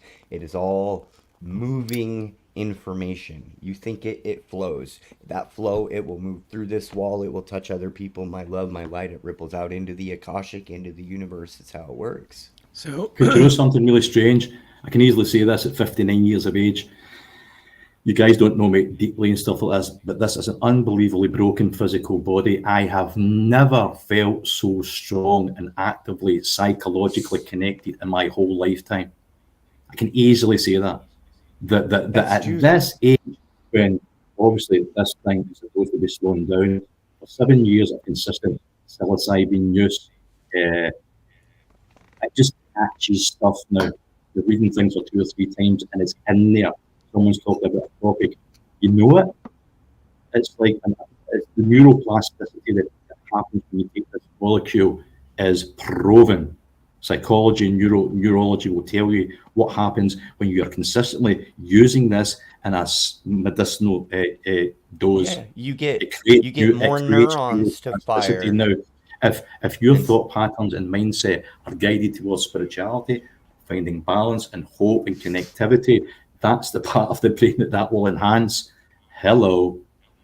So let me put a pause on this for a moment, because we're gonna need to wrap it up. And yeah, man. I wanted to just go around. No, that's beautiful. But what I wanted to just play this quick sound bite. But Russ, is your wife around? No, she had to go back to work. So. Oh, dang it. Okay. She just stopped in for a sec. Play this sound bite for her later, okay? This is just something. You probably playing the sound bite. So go ahead and keep quiet for a second. And what is a woman? A woman is a vehicle of life. And life has overtaken her. She is a vehicle now of life. Woman's what it's all about. The giving of birth and the giving of nourishment. She's identical with the earth goddess in her powers. For some reason, I have nothing to say. I'm not a biologist. First part about that. Well. Yeah, don't bother. Go. We won't. Don't take the bait, please. Don't take the bait. I But got to go through some life training once, and it explains a lot of. It gave me So, life tools. That, I'm gonna kindly cut one you of them- off. I gotta kindly cut you off because I gotta wrap it up. Okay. So, and I know Can you raid there- somebody? there's so much more to talk about, but what I wanted to do was just kind of go around, have some last words for everybody, and then what I'll do is after we do that, we could all say our thank you. Well, we'll use that moment to say our thank yous and goodbyes and whatever last moments, and then I'm gonna kind of finish off with Russ's video. It's 10 minutes, but kind of everyone could make their way at that point. But I'll play that and then I'll end the stream. Cool. So, Iddy Takers, for last words for this particular stream. We must continue the discussion. We're only we're only breaking the surface here. Thank you also very, very much for checking us out here today. If you haven't done so, smash the thumbs up button for this show. For the show, AWR, you always put on a great show. Thank you so much for having me. You can also, tonight, Friday night, open mic. Y'all come check it out. AWR be there. Yeah, Ross will be we'll there. get you a link. We'll get you a Scotsman link. might to be there. Who Juan knows? Santiago. You just never know who's going to be there. There's so many people that will be there. Anybody that wants to show up, wishes to show up, hey, just hit me up. We throw links. We throw links around, and we allow people to have thoughts and opinions. I'm a proponent for the raid feature on Rumble. Make sure that you hit that. Use that raid feature as we actually walk out of here. We'll go raid somebody. Yeah, I'll give that a try. I'll throw something in give that a your try. chat for you. I'll throw Cool. something in your private chat for you so you can try it. Thank you. Yeah, Thank it- you. Helps Go your ahead next. So viewership. you want to go ahead, Russ? Sure. Bro, you guys know I love you guys very much. It's like the blunt Scotsman said, man. I have never been happier in my entire life, dude. Lost my contractor business, lost the work truck, lost fucking almost everything we had, wound up homeless. But at the entire time during that process, fell in love with what fills my soul with joy the most. Art, teaching people art, information, conversations just as this, networking with beautiful people. And to me, I could lose everything, and as long as I still have my passion and my drive and my heart and a pulse, and fucking the world could burn down around me. And this is the most divine time I've ever lived in my entire culmination of all of my being. It is a beautiful, beautiful time to spread beauty, love, joy, and light through the world. I know my mission statement. I am a powerful, passionate, joyful, loving, healing, spiritual man of light, and so it is. And that is what I choose to be. And I've known that for a lot of years. And I try my best to cut myself to the core, bring out those bricks and pave that path and eliminate the weight that I've chosen to carry. That is not me, And so, yeah, check me out. Just Me Art Fan Show. You guys, I always do guests. You guys know that. Anybody out there watching? And we make art and we have these same varied conversations in here. Sometimes we don't even make art. We just have beautiful conversations, which is also art in itself.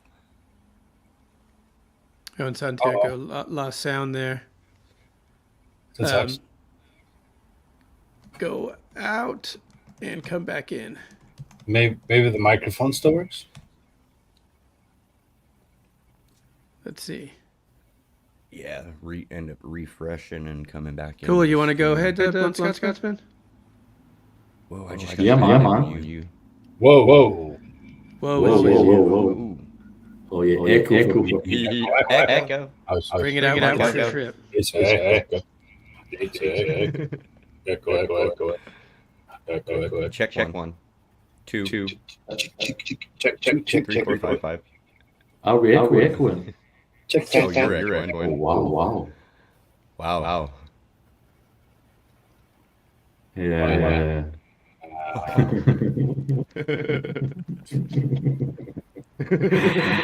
It's always good. A lot of echo. Oh, it's a heavy echo. Wow. Yeah. So is somebody creating a loop? And I can't. Is there anybody out there?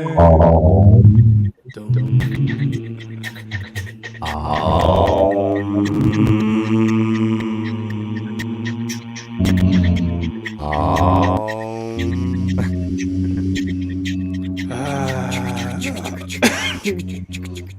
it still there? It's gone. A little. Okay, so maybe Santiago saying was tripping out there. Dude, just that give was us- that was fun. That's cool. That was really I love that. That echo is glorious, glorious, glorious. Yeah, And then let's see. what waves are ohms? Is that beta, theta, or zeta waves or alpha waves? Theta waves, I think. Theta I don't waves, know. I'm think, not yeah. too sure. Maybe theta, beta. They're all. I know all there is. intertwined. I know. Yeah, I know they're all intertwined, and there's certain ones depending on the religious chants and things, through the I think different theta. cultures, I but- think theta. I'm theta, sort of like directed. So do you want to throw out some final thoughts? Yeah, definitely. I was now that he's not Now- here. Obviously, I was just wanting to say thank you to Santiago. I know you guys for a few weeks and stuff like that, but it's really nice to have the way that he was asking questions and stuff. I really just enjoyed that dialogue, and also to anybody that's watching, and I'm sure the guys will probably agree with me here. We ain't no experts. What we may be close to, without a doubt, is experts on ourselves, and that's what I think we'll really try to do tonight. Is through some of the questions, is share some of our own experiences.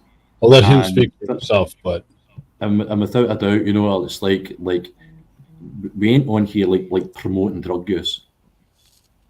It might be sometimes some of the stories that are sound like might glamorize certain things that are life changing. But it's really beyond all that. Without a doubt, like Manako said at one point, we are the medication. If we can tune into the natural elements we have on this planet, we can actually just be our own doctor and harmonize with the planet, and that's how we can treat ourselves. So yeah, through all these experiences that sound maybe a bit like, it's through your own experience, maybe us sharing ours, that may direct you sooner onto this easier path of well-being. And just, love to everybody. Peace. Yes, and awesome. this was a great conversation. I appreciate everybody's willingness to share and kind of go out and be honest about our past and our paths and our and using this to strengthen our will to actually bring something good and positive to our experience and henceforth to the experience of others whom we come into contact with. Lots of great questions. And thanks everybody for taking the time out of the day, for being part of this conversation, whether you're actually in the stream or watching now or in the future. Thank you. It is a challenge to go within and to really understand these darker places where sometimes we don't want to come to terms with. And this is a part of the conversation here. So not very eloquent in my words today, and I love it, and I'm happy with it. So I'm just glad. I'm glad that You're always so hard on yourself, man. Brother, I'm just having a hard. I'm having a hard time finding them today, but it's lovely. Oh, listen, you still found the word of the stream, which was inconsequential, and it's like I think CIA is inconsequential. Possibly. So yeah, man. Santi, my brother, sounds like you had some technical issues. God bless you. Thank you so much for Nice to meet him. joining. Nice to meet him. He's Yeah, a it good was a guy. pleasure. Yeah, It was a pleasure for everybody. Man. Yeah, That what was a great amazing. dynamic to the conversation. We'll figure Yes. out a way to do it again. And Link up you with know, people and the invite get is connected. always there. And we will continue. And to anybody else who wants to, really, the less I hear myself talk, the better. I really enjoy hearing the perspectives and the movements from everyone else, and I love that. He says things. I think Cool Frog wants a turn. He did. No, He had not, his. not really. Not really. I don't So need it. I'm going to play Russ's video, Oh, Russ's and video. then at the end I will use that link to raid, and try that feature out. And that would be kind of cool. So Dude's cool. So yeah. peace out. God bless. Thank you very much. Appreciate you being on this journey. It's great to have beautiful folks around, and most importantly, beautiful vibrations. Everybody, the man lost for words. Thank you. I love you, friend. That's me without words. wait till you see me with them. There we go. Share the screen.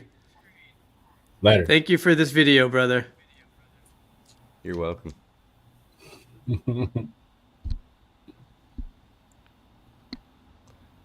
Did you No audio? Put noise. I guess I should put noise, huh? It's better when we make our own. That's cool, but yeah. There you go.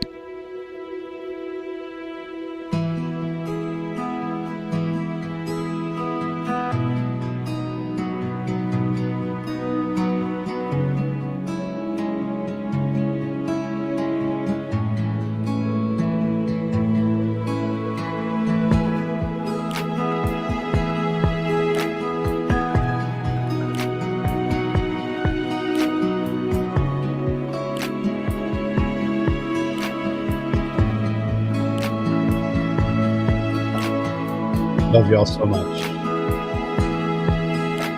Love you guys. Love you guys big time.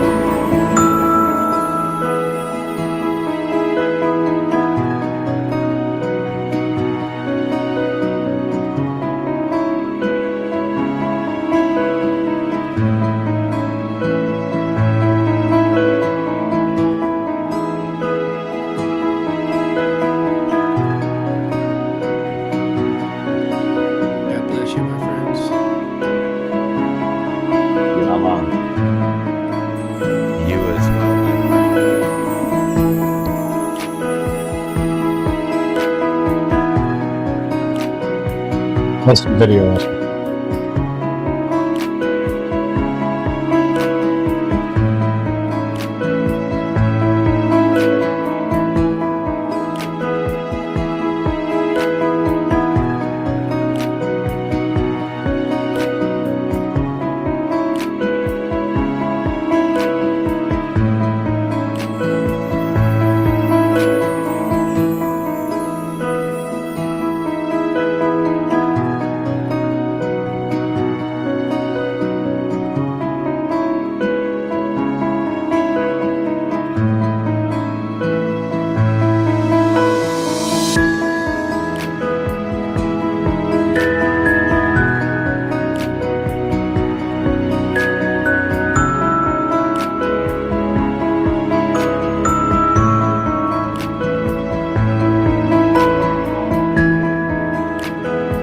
gathering